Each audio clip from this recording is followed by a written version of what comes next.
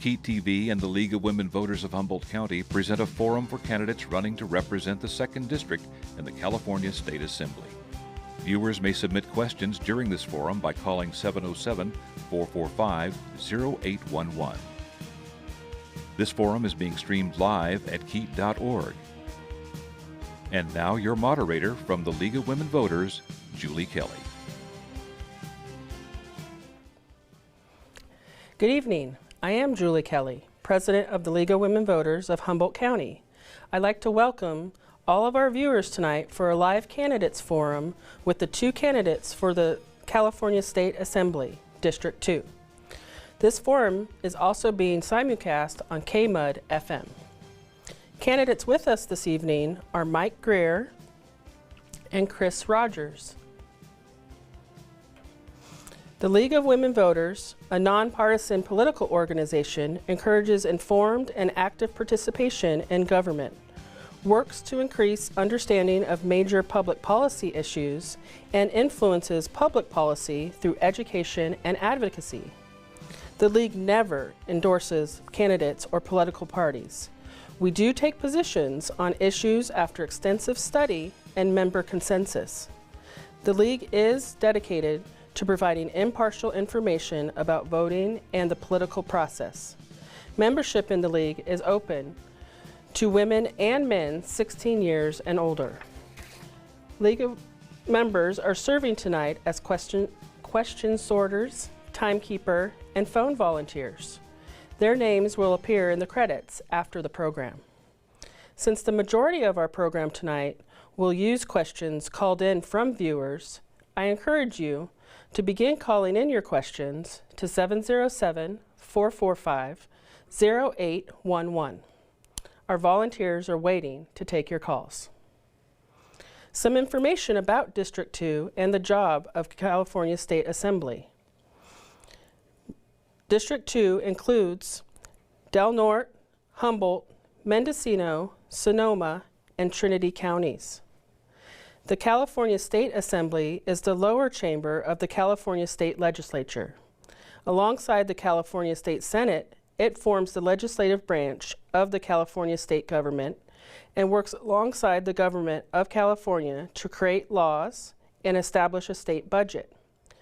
Legislative authority and responsibilities of the California State Assembly include passing bills on public policy matters, setting levels for state spending, raising and lowering taxes, and voting to uphold or override gubernatorial vetoes. Term of office for this position is 2 years, with a salary for this position is approximately at $128,215 per year. The format for tonight's forum will be as follows. Each candidate will be given a maximum of 1 minute to respond to questions previously sent to the LWVHC or phoned in by the viewing audience. Questions will be screened by the LWVHC members to eliminate questions of a personal nature and to prevent duplication. At the end of the question period, each candidate will have the opportunity to make a 1 minute closing statement. The candidates have drawn to determine the order of their closing statement. Now let's begin the question portions of our program. Again, the number to call is 707-445-0811. Our first question will begin with Mike Greer. Mike, what are your top goals and objectives should you be elected? My top goal is education. I still feel very strongly that we need to go ahead and raise the standard of education that we have and the safety that we have in our schools. So it will be my #1 goal, is to make sure that we take care of the issues that are there so that our children can learn the things they need to in school safely, that staff can be safe. So education is my #1 priority. And Chris? Yeah, absolutely. And first, I just want to start off by thanking the League of Women Voters for everything that you do to inform the public. It really is a critical service. I'm running for this district because I want to make sure that all of our communities have representation in Sacramento. Oftentimes, we see one-size-fits-all approaches to public policy that just don't work for the North Coast. This Assembly district is the third largest district in the state, and I'm really interested in focusing on children issues, poverty, education, rural health care, especially access to health care, and addressing climate change. Look forward to talking about each of these individual issues, but one of the hallmarks of this district is a representative that can be on the ground, understand the nuances in each of a very diverse district community-wise, and make sure that you are delivering for folks, working with local elected officials to make sure that they can realize their local planning goals and that they have the resources that they need for people to thrive. Thank you. Chris, we'll stick with you. How would you work to attract and support businesses in Humboldt County and District 2? Yeah, absolutely. As I've met with different elected officials up and down the North Coast, one of the questions that I've asked is, what does economic development mean for you, for your community? Again, one-size-fits-all approach is not going to work. It's a very diverse district. But one of the things that keeps coming up is infrastructure investments to make sure that we have the electrical grid that we need to be able to deliver new businesses, housing to make sure that folks that are working in our communities can afford to live in the communities, and then education and workforce development. Working from the state level to make sure that local communities have the resources that they need to focus really on the time, the certainty, and the cost of developing business, and make sure that we are making this an attractive place for people to take a chance and start a small business and support our mom and pops. That's something that the state legislature gets to work on with partnerships with our local board of supervisors and our local city council members to realize their local economic development goals. Great. And Mike? We have seen that the state legislature has been working on that, and what they have done so far is to raise the taxes, increase the regulations on small businesses so they can't grow. As I talk to the small business people throughout the rural areas, it's because of those issues that are coming out of the legislature that are preventing them from growing. It's those issues that the legislature have been doing that make it so that we're not able to go ahead and establish new businesses. We need to take a look at those regulations, whether it's in the fishing industry, where the fishing game comes in and shuts off the fishing out in the ocean, whether it's the cannabis industry and all the problems caused with the new bill that the governor just signed. These are things we need to take a look at. What's happened for small business up and down the state, in particular in our rural areas, is a simple fact that the state legislature is out of control. And we need to go ahead and take a look at it, and if we stay with the same party, the same legislatures, the same thought, that yes, we're going to do all of this, things will not change. Okay, thank you. For our third question, we'll start with Mike. What can be done to address homelessness in District 2? In District 2, even down from my house in Crescent City, where I'm at, we have a homeless encampment. We know now that the laws have been changed with the Supreme Court ruling that came down, that they can only be in certain areas. Most of the homeless issues are being taken care of by nonprofit organizations. But the problem is the governor just vetoed a bill to go ahead and hold the government accountable for $20 billion for the homelessness. We need to do things. There are some good programs in District 2 that are working. We need to make sure that those programs that aren't working, that are getting the money, that they take that money away from them and we give it to the programs that are working. And there are a number of them in the District 2 that's doing it, whether the new homes will be up in Crescent City. There's some, down in Santa Rosa. There are good ones that are doing it, but we need to go ahead and hold these people accountable for what they're doing with all this money that's been put out for homelessness that we don't know what happened to it. Thank you. Chris? Yeah. I think one of the things that we really need to recognize is that there is no homogeneous homeless population, that there are folks who happen to be homeless who have different needs or different circumstances which require different solutions for ending homelessness for that individual. Oftentimes we're talking about folks who have drug or alcohol addiction, and that requires a certain type of intervention before they're going to be able to be off the street. Oftentimes we're talking about domestic violence survivors who have fled domestic violence, and that's going to take a different type of intervention. What the legislature needs to do is to continue to work with local communities to make sure that the plans that are being passed are crafted to fit the need of the community that they're serving. And again, that one-size-fits-all approach for public policy doesn't work when you talk about homeless populations in Del Norte County or when you talk about homeless populations in Willits. You have different resources that have come to build the infrastructure, such as Project Room Key and Home Key. We need to continue to support local efforts that are informed on the ground by the conditions that they are seeing in their community. Thank you, Chris. Chris, we'll stay with you for question 4. What do you see as the biggest challenge for the district? What can be done to meet this challenge? Yeah, in a word, the biggest challenge is access. Whether it's access to rural health care, making sure that you have not just the facilities that people rely on, but doctors, nurses, and professionals to be able to either come here or get trained here. We're talking about access for transportation. We're talking about access for small businesses. It is one of the biggest challenges that we face is how do we continue to make sure that we have the workforce that we need, that we have the housing that we need to be able to deliver on those promises to our community. If we can continue to invest in our local infrastructure and provide opportunities for folks to come here and to start a family here and get rooted here, then we can better start to serve our rural community, particularly around healthcare. Thank you, Chris. Mike? Chris is absolutely right.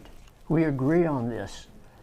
We need that access, but the problem is this is the same access that we've been told that we should have, we're going to get from the state legislature that hasn't happened. We need that infrastructure. We need the medical. We need those things. And all we've had over the last 5 years is simply one thing. Oh yeah, we see the problem, but nothing happens. Nothing happens. Nothing will change until we go ahead and change horses in this race. And until we have a two-party system in the state of California where all sides can be heard, will that access take care of, be able to address those things. Every one of those things Chris talked about is true, but it's been true for years and years and years, and the Democrats have done nothing about it. And remember to call in your questions to 707-445-0811. And Mike, we'll stick with you for question 5. If elected, how do you plan to make yourself available to your constituents? Right now, as a school board member, I actually go between 50 to 75 classrooms a month because I believe it's very important to be available.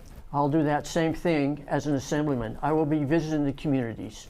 I will be talking with the people. As I go up and down now, whether it's in Shelter Cove, whether it's Eureka, whether it's Crescent City, whether it's Hayfork, whether it's down in Hillsburg, it doesn't make any difference. You have to be out there talking to the people. It's the people that we're responsible to. We're not responsible to the party that's in the legislature that's making the bills. We're responsible for the people that live in District 2, and we haven't had that. We haven't had that accountability.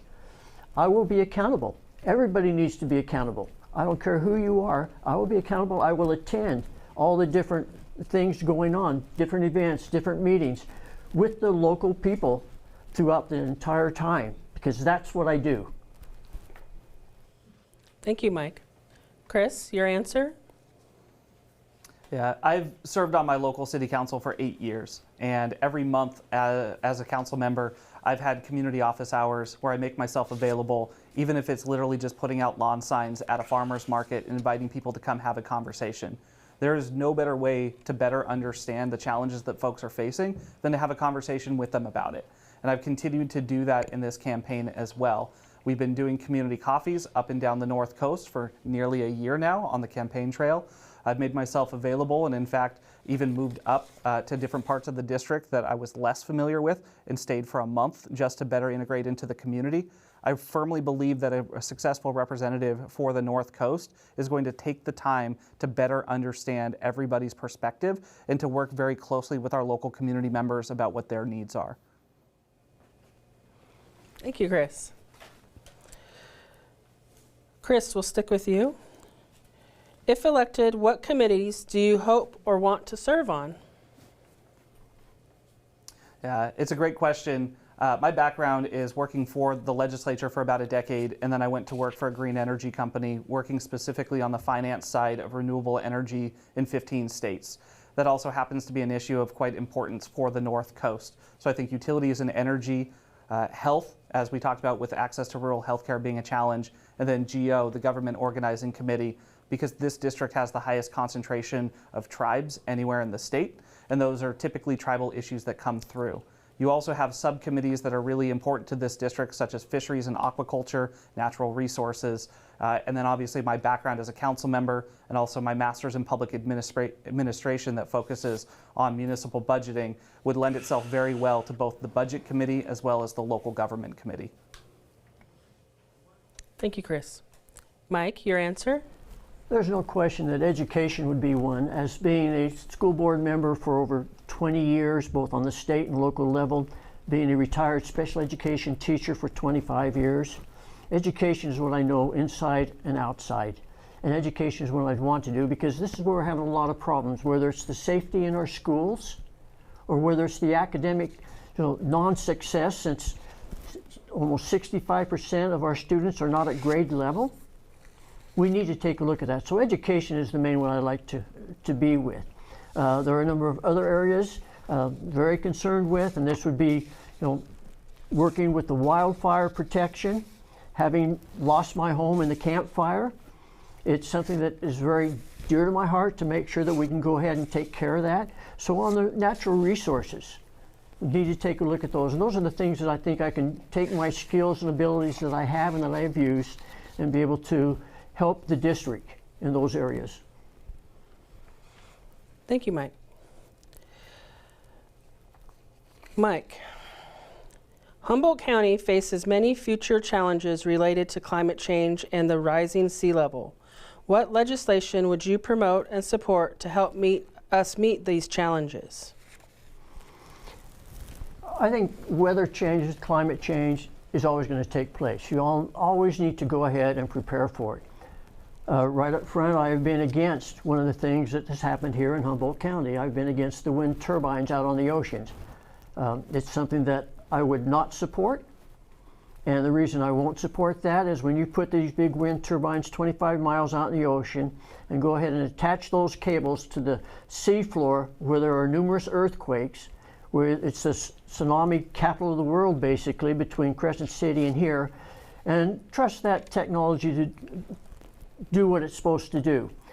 I believe in alternative energy, but I don't believe it needs to be in that ocean. And I think that's one of the things. The other thing that I am looking at doing also is some of the changes in some of the cannabis laws that are really hurting the economy here in this area. Thank you. Chris? Yeah, let me just start off by being very clear. Climate change is a very serious issue, particularly for the North Coast.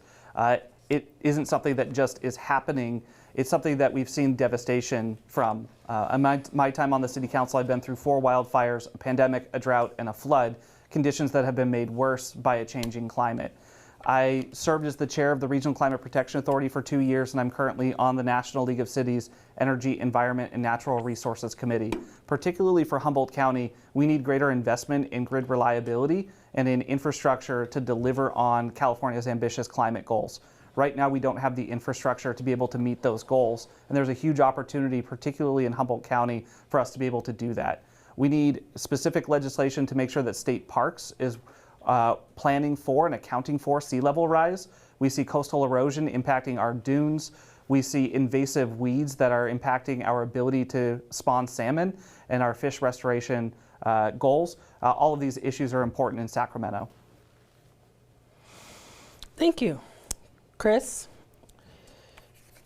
If Proposition 32 fails to pass, what would you do to support and promote a living wage for all working Californians? Yeah, as I mentioned at the outset, one of the things that I'm most interested in working on is poverty issues. When we talk about education, you can't test away poverty. You need to make sure that you are investing in people if they're going to be successful. As mayor, I was able to raise minimum wage. It has indexed to inflation, has been able to keep up with inflation for our community. It's been vital for keeping folks off the streets when we talk about homelessness. Continuing to fight to make sure that folks have the basic resources that they need has been one of the hallmarks of my tenure as an elected official. As mayor, we also invested in 2 child care programs to stabilize and expand access to child care. We started a baby bonds program so that all low-income babies in our community would have a child savings account started for them. These are all things that require investments in people, all things in poverty, and make sure that wages are able to keep up with the cost of living, particularly in North Coast communities. Thank you, Chris. Mike? As you look at the wage increase that was given with the fast food industry of $20 an hour, it actually destroyed jobs. Jobs were fewer, not more. I walked into a McDonald's the other day, and if I didn't, go on a kiosk, nothing. There's nobody there. They don't employ. Our kids are losing jobs, not getting it because of that. Not only that, it's impacting our small businesses. How do you expect our small businesses that are running on a shoestring anyway to go ahead and meet all these wage increases that are dictated from the state government? It's almost like a Hunger Games, and that's kind of what's happening. I do not support that proposition. I think that people should get a wage that is fair for what they do. And that's where I'm at with that. I think that by instructing everybody that they have to pay a certain amount, you're going to find more small businesses go out of business, and that's just more regulation put on, and that's why they're losing so many businesses in Santa Rosa. Thank you. Mike, we'll stick with you. With the state budget in a deficit, how will that affect our rural area? We've already seen it affect our rural area. The state has not been held accountable for the deficit. They say the $20 billion for homelessness. The governor vetoes any accountability of it. Well, it was more than that. Legislative Analyst's Office said we're at an $87 billion deficit. Well, the governor says, no, we're not. So he went with his own accountants and came up with a $47 billion. How does it affect us? It affects our counties, governments. It affects our schools. It affects everything about it in the rural areas. We don't have the resources that some of the other cities do to overcome it. We don't have that here. They've already known that in schools and education, the first thing the governor did because of that shortage is cut, the deferred maintenance for schools. Okay, we've seen all that. And then they made a special agreement with CTA to get more education money, which in the long run could hurt us, not do any better. So we're seeing that is filtering down to all of us, and the state wants to take over all these programs. Thank you. Chris? Yeah, first, Mr. Greer's experience walking to a McDonald's aside, a recent study that just came out showed that the increase in wage for fast food workers has actually created additional jobs in the industry, not lost them. The premise being that when people who are poor have more money to spend, they spend it locally, and then they end up acting as an economic driver for our local communities. So feel free to look that one up because it is important. The impacts have been felt on the North Coast from budget cuts. We see that with our IHSS, our in-home supportive service workers, who have different staffing ratios that are making it harder for them to serve our vulnerable populations in our community, our seniors, folks who are disabled. We also have seen that one of the first things on the chopping block were resiliency measures meant to make the North Coast safer from things like sea level rise and some of the other problems that we've talked about. We need to make sure that we don't leave behind people when we talk about budget numbers. They're not just budget dust, it's individuals' lives and it's problems that we're trying to solve, particularly in areas that have had less attention. Thank you. Remember, call in your questions to 707-445-0811. Chris, what can be done statewide and locally to address the issue of fentanyl use, addiction, and availability? Yeah, one of the things that we've been very successful at is partnering with our local police departments to make sure that folks have access to information about fentanyl, that they understand the risks that they have, even if they're not intending to take fentanyl, but taking other drugs as well that might be laced with it. We've had a big expansion program to make sure that Narcan is available for folks and that we have training on the street. And then we've been working hard to advocate at the state level for more beds for drug addiction programs. You're not going to arrest your way out of an addiction problem. You need to make sure that you are working with your community groups to make sure that they have the resources that they need to give people the treatment that they need to be able to pull themselves out. Thank you, Chris. Mike? This is the same issue. The legislature's already taken up those that go ahead and support Chris. What they have done is they went ahead and they have denied a lot of this through their own legislation, what they have passed. And that's why you're starting to see like Prop 36 coming out, because the legislation, they don't want to do that. They don't want to admit that there's an issue. And there is a huge issue. What can we do in this North State? We need to do a couple things. A lot of it's what Chris said. This is exactly what we need to do, is we need to educate, we need to have those things available, but this is the same thing again that we've been hearing in the past, and nothing has happened. Nothing has happened, and that's what I'm saying. That's, as someone that lives here, we need to do change. We keep hearing this election after election that this is what we need to do, but it never happens. No matter where Chris's heart is, because I know where it is, we don't have it taken place, and it's the same people in Sacramento that's preventing it, not stopping it. Thank you. Mike, we'll stay with you. Since the Klamath dams have come down, what else can be done to improve and save our fisheries? I actually represent the Klamath area on the school board in Del Norte. So I'm very familiar with what's taking place there. And also very familiar with what's taking place at Lake Pillsbury. And I don't agree with that dam coming down. And I think that what we need to do now that the dams are down, we need to make sure that the river gets to be restored the way it should be. Is that going to take care of all the fish problems? No, I think it's more involved than that. I think it also talks about seals. It also talks about other issues. But with the dams coming down, we need to put money in to make sure that the Klamath River gets restored to the way it should be. I'm not agreeing to go ahead and take down other ones simply because the state has a tendency to put the cart before the horse and creates problems before it has solutions. We need to take care of things ahead of time. What are the solutions instead of just pulling things down? Thank you, Mike. Chris? Restoration work is underway, and it is going to be pretty significant. We do need to restore the habitat for fish populations that'll help make it a healthy river. We need to make sure that we are looking at the roadways that are adjacent to many of our streams and waterways and trying to make sure that we prevent from erosion into the streams that cause additional sediment that is harmful for folks. We also need to make sure that we are addressing things such as invasive species and invasive weeds that are getting in there. I believe in co-management of many of our resources on the North Coast, but partnerships between our government and our tribal communities who have been servicing the land for millennia to make sure that we have the best practices in place to both have ecological protections as well as the future economy that it'll help us to produce. Thank you, Chris. And remember to call in your questions to 707-445-0811.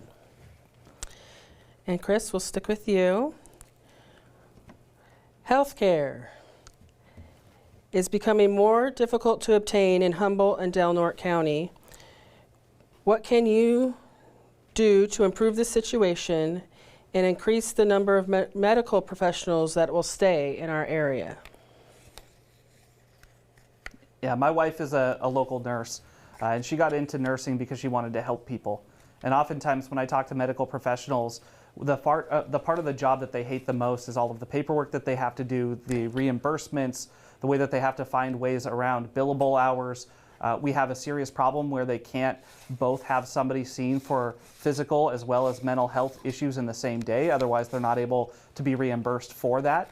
We need to look at the way that the North Coast actually is funded, but ultimately all of those things are going to be band-aids on a broken system. I'm a big believer in a universal healthcare system wherein which corporations aren't making decisions about where they locate their resources and their infrastructure based on population and how much money they can extract from an area, but rather having an equitable distribution of resources across the state that support one another and bring down the overall cost of healthcare delivery and make sure that folks have better coverage and better access on the North Coast.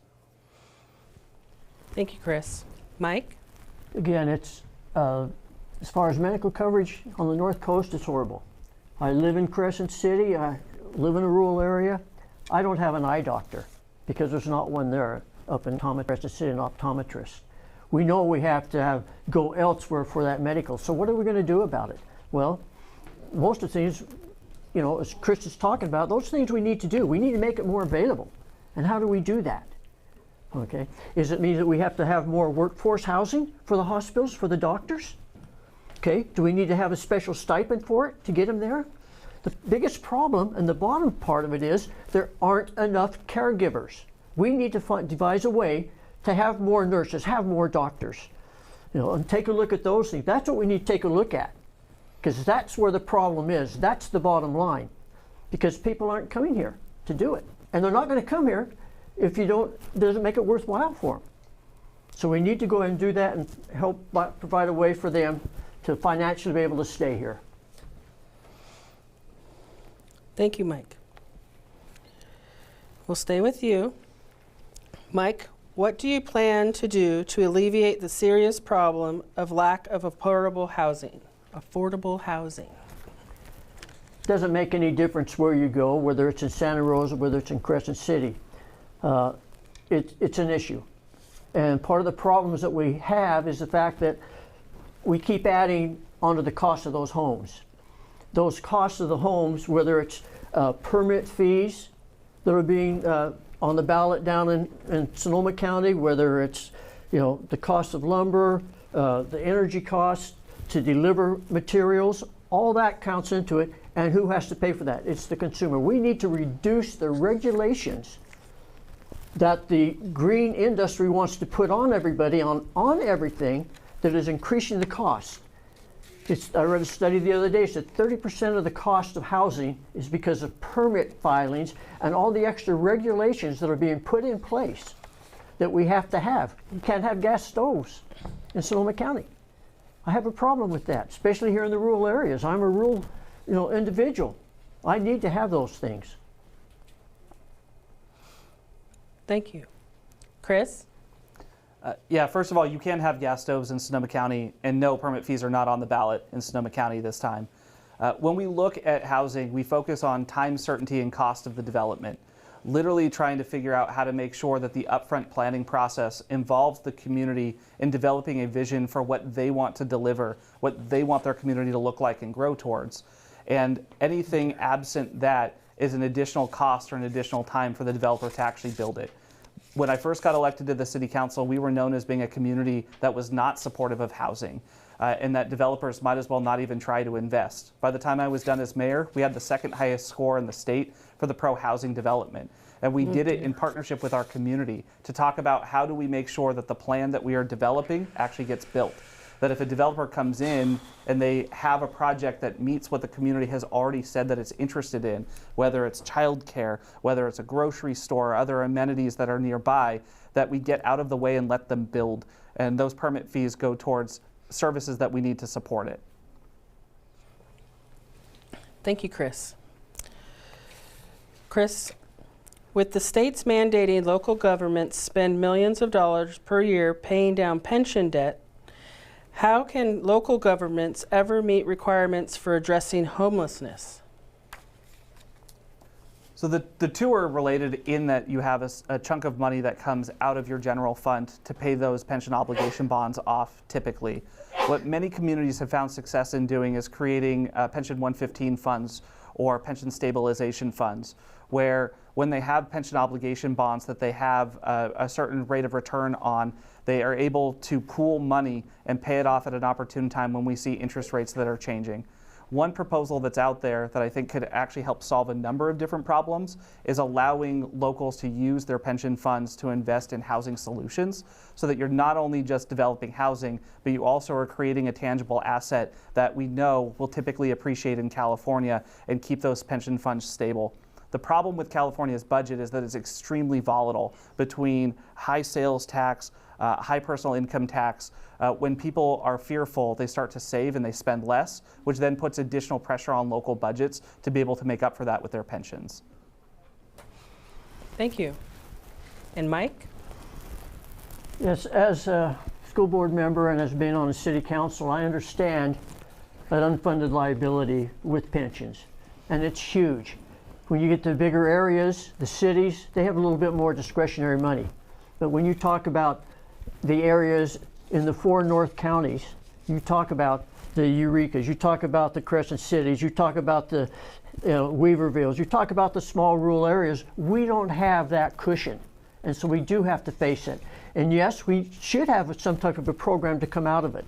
There's no question about it. What we're seeing right now with the pension liabilities is that the counties and the states have to keep increasing their level of money that they pay into PERS and STRS, which takes away from the general fund.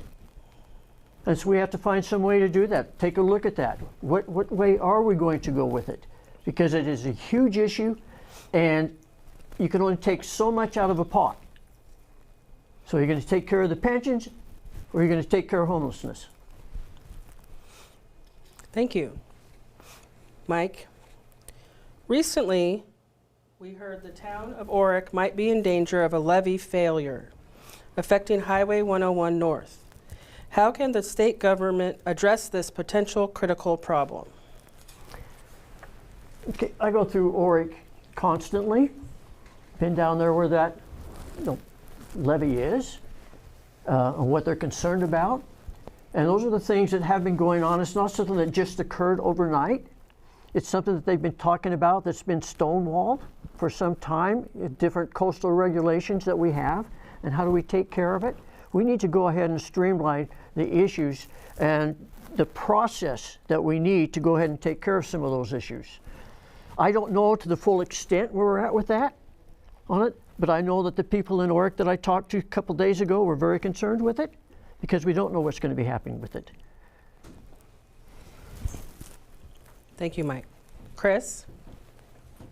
Yeah, we see this up and down the state. Lack of investment in infrastructure, particularly during times when budgets are really bad, has really impacted our infrastructure, our roads, our levees, our culverts. One of the things that is funded in Prop 4, which is the climate bond that's on the November election, is some pots of funding for places like Humboldt County to be able to address some of those needs and to make sure that our community is developing a more resilient future.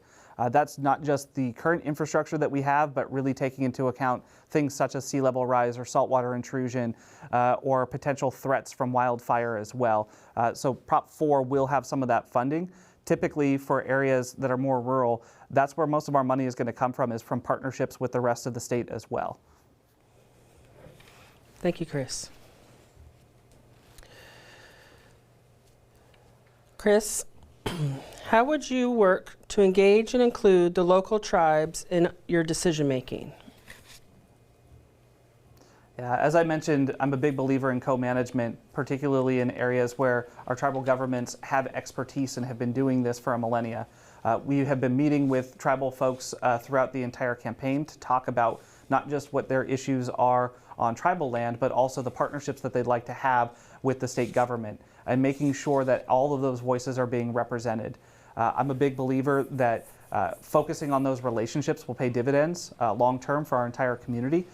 One particular issue has been land backs that are harder for folks to actually get through. There's really not much of a mechanism to do it in an expeditious manner. That's one area that I'd like to partner with tribal governments on, as well as what they have learned from wildfire management, from creek restoration and stream restoration work. There's a lot of knowledge there and partnership that's available for folks. We just need to make sure we have good relationships to be able to deliver for folks. Thank you, Chris. Mike? I'm fortunate that I get to work with the Orick tribe extensively because I represent them on the Del Norte School Board, and I work with them very well. One of the things we just recently accomplished was the renaming of Margaret Keating School that happened to be on tribal lands. We have just renamed that, and they've been trying for 20 years. They've wanted to do it. That was one of my goals when I got on the school board, and we accomplished that a couple of months ago, and so we now have a new school name there called Omanok Learning Center, because we work together. We work with the tribes because their culture is important. You know, their language is important. I'm working with the Reading Foundation. We're trying to go ahead and include more of their actual Native American books into some of our reading programs. We need to go ahead and realize that they are a sovereign nation, that they can make decisions. We need to support those decisions. We need to help those decisions. And I work very well with them because I support them in establishing their culture and get back the way it was. Thank you. Remember, please call in your questions. The phone number is 707-445-0811. Mike, what can be done to improve test scores in our schools? As I mentioned earlier, over 65% of our students are not at grade level. I'm actually working with a group called Read on Sonoma that has been looking at the reading scores for TK through 3. And I've been to a couple elementary schools down there and presented awards. And it's something that I'm doing now, is to go ahead and increase that. How do you do that? Maybe you need to change some of the programs. We need to take a look at how we're teaching. I do believe in school choice. Okay, I do believe that we need to get away from teaching everything on computers. We need to go back to using books, and we need to go ahead and take care of that TK through 3. If we do that, we can get rid of some of the remedial classes in high school that we're paying so much money for. There's always going to be those that are going to need extra help, and a special education teacher, I understand that. But we need to start focusing on those academics to raise those test scores in the lower grades. Thank you, Mike. Chris? Yeah, as I mentioned before, I'm very cognizant of the fact that you're not going to test away poverty. If you want better test scores from students, make sure that they're not going to school hungry. Shout out to Food for People for all the work that they're doing to make sure that folks have access to food when they need it, and in particular for kids. But we know the #1 predictor for educational outcome is your income level. We know the importance of upstream investment programs. My mom actually, for the last 26 years, has run the Early Learning Institute that focuses on 0 to 5 for special needs populations to make sure that they have the resources that they need when they get to school to be school ready. Because otherwise folks fall further and further behind and require more intervention as well. We need to make sure that we have those supportive programs. We need to make sure that parents have access to high quality childcare so that they don't have to choose between making sure that their kids are okay and are learning what they need to learn and going to work and being able to afford to live in a community that's notoriously difficult from a living wage perspective, but investment in kids is important. Thank you, Chris. Chris, can you explain why the gas prices are so much higher in Humboldt County? What can you do about it? Yeah, there's a number of complicated reasons for why gas prices are different in California than they are elsewhere. Some of it is the time of the year that you have and the different blends that are required to be able to meet the needs for our community in California. Some of it is higher environmental standards to make sure that folks aren't being subjected to fumes and things when they are pumping at the gas station that other states frankly allow. And some of it is quite frankly just collusion from the gas companies.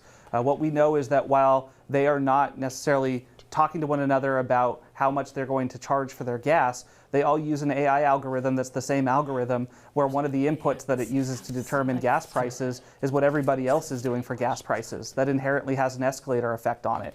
What we also know is that many of these high gas prices come at a time when gas companies are reporting record profits that literally are just gouging our community and making it more difficult for them to be able to get to work and to survive in California.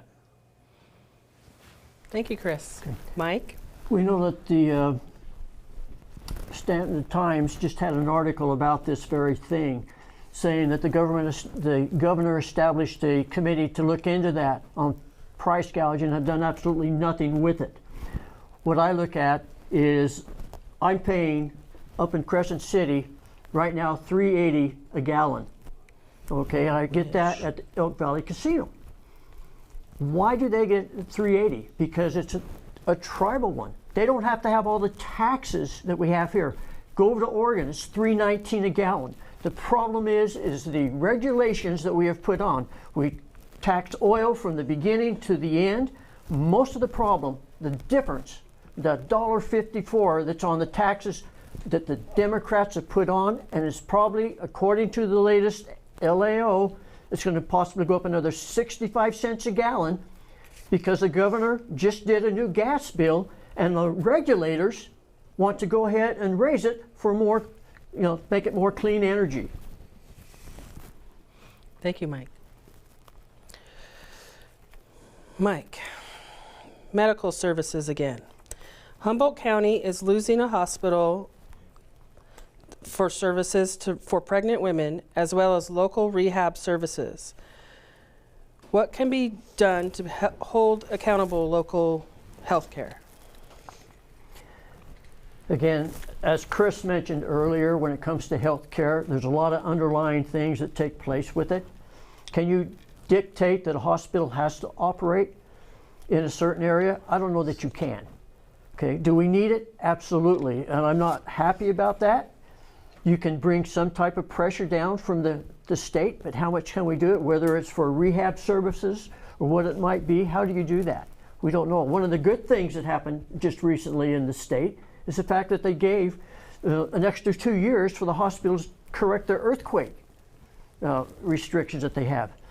We need to go ahead and start doing more funding for local rural hospitals. We need to take a look at that, and we can get that money to do that by holding the government, the state government, accountable for the other places where they misspend the money. Thank you, Mike. Chris? Yeah, I agree with Mr. Greer that you can't force a business to operate in an area, which is why we need universal health care, to make sure that we are distributing health resources not just based on how much profit a business can extract from our local communities. And I want to tie this in, not just the birthing center, but we also just recently saw the Attorney General sue a hospital in Eureka for failure to provide reproductive care for one of its clients. That is a huge issue on the North Coast as well. We have enshrined in California the right to reproductive choice, but in the North Coast, we don't actually have a choice because we don't have access.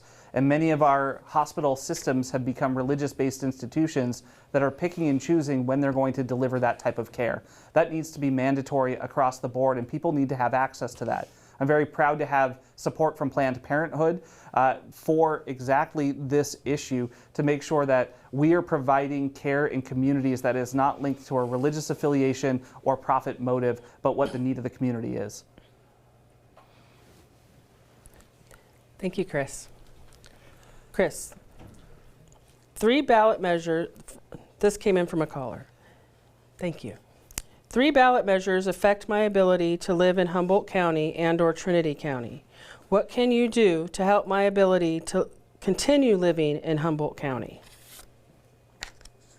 Yeah, absolutely. First of all, it's bringing down the cost of living for folks, whether that means by investing in housing solutions, investing in childcare, looking at the things that are making it difficult for our low-income and middle-wage earners to be able to stay in Humboldt County, and really fighting to make sure that those policies continue to move forward. You have, for instance, one of the ballot measures in Humboldt County is Measure F in Eureka. I'm a big supporter of the No on F campaign, because this ballot measure would actually remove the voter and community-approved housing element, which would then reduce the ability to develop housing in Eureka, cause millions of dollars in fines potentially from the state, and subject Eureka to the builder's remedy, where the person who is bankrolling Measure F would then be the person who benefits the most by being able to build whatever they want under the builder's remedy. So in general, ballot measures are difficult to navigate because local communities can't address the unintended consequences, but bringing down the overall cost of living is important. The Democrats are good about talking Mike. about unintended consequences. one of the things I look at, I do support Measure F. I also know that there's other property that they can use to go ahead and build that house and do wraparound services without hurting the business people. Having going down to downtown Eureka all the time, I know what the parking is like, and I know how it hurts small business. I know most of those small businesses are going to go ahead and vote yes on F, because take away those parking spots, takes away the business, and it takes away the way they're living. And we've seen that time after time after time. When we have to do what the state says on housing, it can cause problems. Now, do we need to go ahead and take a look at how things are? Yeah, we need to lower the cost of housing, and we do that by lowering the cost of energy, lowering the cost of gas. Those are the things that need to be lowered so that we can go ahead and survive and live in these areas. We'll never be able to do it with the continued increase in prices.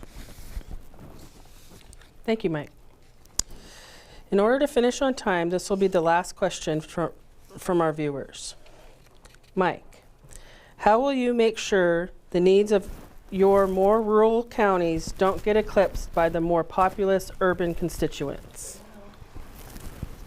Because I live in a rural area, it makes a huge difference. And that's one of the big differences between myself and Chris, is the fact that I live here. I know what hurts us. I know the effects that we've had when the fishing game shut down the fishing. I know the effects that took place when environmentalists go ahead and close down the logging.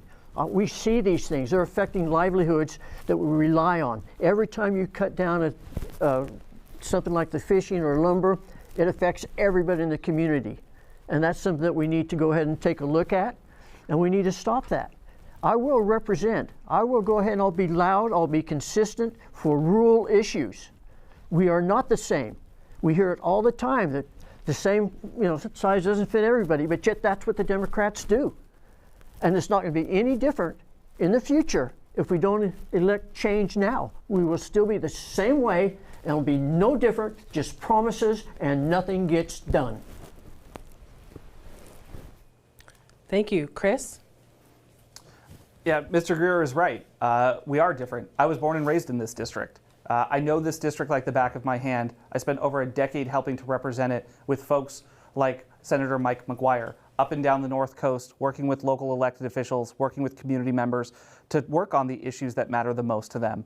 This is one of the few districts in the state that is rural, and it has a huge opportunity for us to be able to work cross-party to make sure that we are working on things like better access to land management practices between our agricultural community and our state parks or our land trusts. There's a lot of opportunity to build coalitions with folks in Sacramento to deliver for the North Coast. But ultimately what it comes down to is having a representative who cares enough to show up, to be consistent in showing up, to make sure that they are showing that the community matters and that the local voices matter to them. That's what I've been doing my entire career. That's what I'll continue to do if elected to the State Assembly. Thank you, Chris. We will now go to our closing statements, starting with Mike Greer. Yes, some of the other differences between Chris and myself is basically I am not a politician. What you heard from Chris is a lifetime politician, someone that after school went to work with a congresswoman. After that, went to work as an aide for a senator, then got on the city council. That's all he's done. That, and he runs a nonprofit environmental agency that has cost us jobs in our rural areas. Okay. I believe in going ahead and making sure that education is number one. Let's get our kids educated and be safe in school. Number two, let's go ahead and reduce energy costs so we can lower our cost of living. Okay. Number three, work to take care of the overregulation of small businesses that are killing our local stores, killing our local restaurants. And number four, I will offer a common sense approach to the environment, not just a one-shot fits all. Thank you, Mike. And Chris? Well, I appreciate Mr. Greer giving you my resume so that I don't have to in my 2 minutes here. But yeah, I'm prepared for the job. I have spent my life working for the communities that I have served.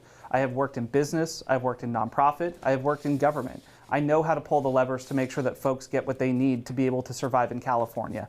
I've worked on environmental policy, I've worked on housing, I've worked on wildfires. The things that matter the most to this district, like healthcare, I've worked on it because I care and because these are things that I'm interested in and passionate about. There's a reason that I'm supported by our firefighters, our teachers, our nurses, by virtually every group that has an investment in the North Coast being successful. I've jumped on and have supported our campaign. It's because I work my tail off for the community that I serve. It's because I care about the people that I want to help. And I'm looking forward to being able to be that voice in Sacramento to deliver for the North Coast, because we desperately need a vocal and active representative who is able to build coalitions and help our community. This concludes tonight's program. I'd like to thank KEET-TV for airing this forum to help encourage voters to participate in government. Membership in the League of Women Voters is open to all women and men 16 years and older. If you would like more information about the League, please call 444-9252 or write to us at P.O. Box 3219, Eureka. Also, check out our website at lwvhc.org.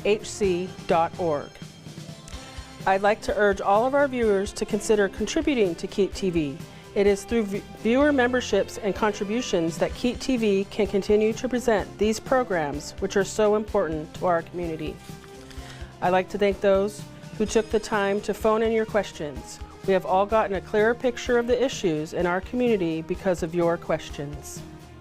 And finally, thank you all for watching, and please return your vote by mail ballot in the mail in a secure drop box at any vote center, or vote in person at any vote center on November 5th. Power is in your vote.